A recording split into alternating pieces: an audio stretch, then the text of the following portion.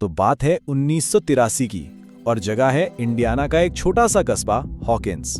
सब कुछ शुरू होता है एक लड़के के गायब होने से, लेकिन ये कोई आम गुमशुदगी नहीं थी। ये एक ऐसे मुअम्मे का आगाज था जो हमें एक पुरस्कार लड़की और एक ऐसी खौफनाक दुनिया तक ले गया जो हमारी ही दुनिया के साये में छुपी हुई थी। तो आइए इस कहानी की गत्थियां सुलझाते हैं। तो कहानी शुरू कहां से होती है? एक खुफिया लेबोरेटरी से। एक साइंसदान है जो किसी नादीदा खौफनाक मखलूक से जान बचाकर भाग रहा है और फिर पलक झपकते ही वो गायब हो जाता है। समझ लें कि ये हॉकिंस के तारीख तरीन बाप का पहला वर्क था। और इस सारी कहानी के मरकज में कौन है? एक लड़का, विल बायर्स। उसका अचानक गायब हो जाना ही वो चिंगारी थी जिसने पूरे हॉकिंस को अपनी लपेट में ले लिया।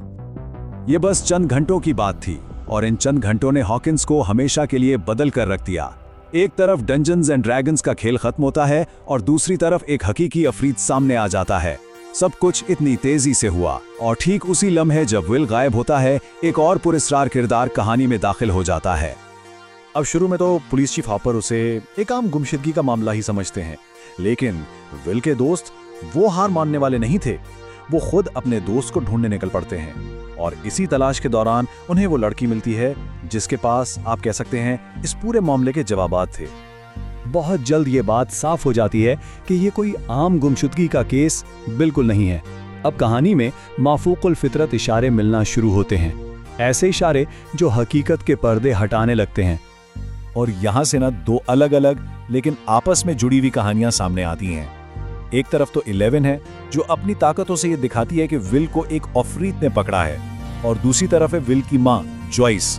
उसे पुख्ता यकीन है कि उसका बेटा बिजली और रोशनियों के जरिए उससे राब्ता करने की कोशिश कर रहा है। और फिर जॉयस का ये यकीन हकीकत में बदल जाता है। वो क्रिसमस की लाइट से एक पूरा कम्युनिकेशन बोर्ड बना लेती है और विल दूसरी दुनिया से एक खौफनाक पैगाम भेजता है, भागो। ये इस बात का पक्का सबूत था कि वो जिंदा तो है लेकिन शदीद खतरे में है।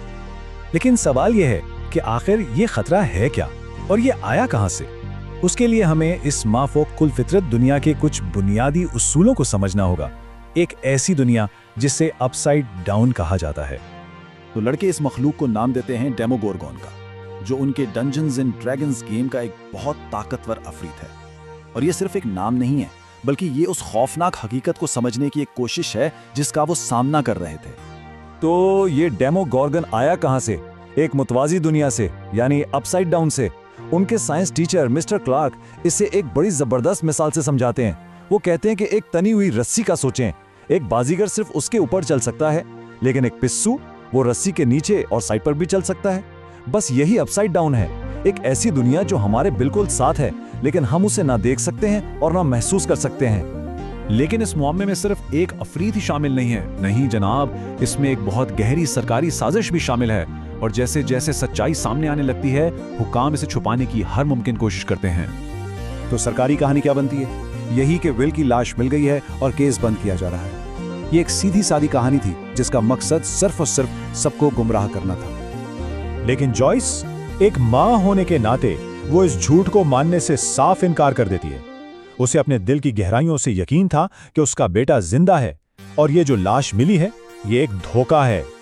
जॉयस के इसी यकीन को देखकर चीफ हॉपर खुद तफ्तीश करने का फैसला करता है। वो सीधा मुर्दा खाने में घुसता है और खुद तस्दीक करता है कि लाश वाकई नकली है। और फिर वो हॉकिंस लैब के अंदर पहुंचता है, जहां वो इस खौफनाक सच्चाई को अपनी आंखों से देखता है। अपसाइड डाउन का एक जिंदा जागता दरवाजा। अब जब सच्चाई सामने आ चुकी थी तो सबके अलग अलग रास्ते एक ही मंजिल पर आ मिलते हैं। अब उन सब का सिर्फ एक ही मकसद था, विल को किसी भी तरह अपसाइड डाउन से वापस लाना। और सब जानते थे कि विल को ढूंढने का सिर्फ एक ही रास्ता है, 11 की ताकतें। लेकिन उसकी ताकतों को बढ़ाने की जरूरत थी ताकि वो विल को ठीक ठीक ढूंढ सके। और उसके लिए उन्हें बनाना था एक सेंसरी डेप्रिवेशन टैंक। तो स्कूल के जम में एक आरजी टैंक बनाया जाता है। 11 इसके अंदर जाकर जहनी तौर पर अपसाइड डाउन का सफर करती है। वहां इसे एक बुरी खबर मिलती है। वो बार्ब की मौत की तस्दीक करती है, लेकिन वो एक उम्मीद की किरण भी लेकर आती है। विल जिंदा है, लेकिन वो बहुत कमजोर है और वक्त तेजी से खत्म हो रहा है। और फिर कहानी अपने उरूज पर पहुंचती है। एक ही वक्त में दो महाजों पर जंग जारी थी। अपसाइड डाउन में हॉपर और जॉयस विल को ढूंढकर उसे मौत के मुंह से वापस ले आते हैं और यहाँ हमारी दुनिया में 11 अपने दोस्तों को बचाने के लिए अपनी आखिरी सबसे बड़ी कुर्बानी देती है। वो डेमोगॉर्गन को खत्म करती है और उसके साथ ही खुद भी गायब हो जाती है। तो बज़ाहिर ऐसा लगता है कि सब कुछ ठीक हो गया है ना? लेकिन कुछ ऐसे परेशान को इशारे मिलते हैं जिनसे लगता है कि खतरा अभी टला नहीं है। विल घर वापस आ चुका है, उसका खानदान दोबारा एक साथ है और अफरीत भी खत्म हो गया है। ऐसा लगता है जैसे हॉकिंस का डरावना ख्वाब बिला आखिर खत्म हो गया है। एक लम्हे के लिए सब कुछ बिल्कुल पुरअमन है। मगर ये अमन ये सिर्फ कुछ देर का था। क्रिसमस डिनर के दौरान विल बाथरूम जाता है और वहां वो एक अजीब स्लग जैसी मखलूक अपने मुंह से निकालता है और सिर्फ एक लम्हे के लिए उसे अपना बाथरूम अपसाइड डाउन में तब्दील होता दिखाई देता है।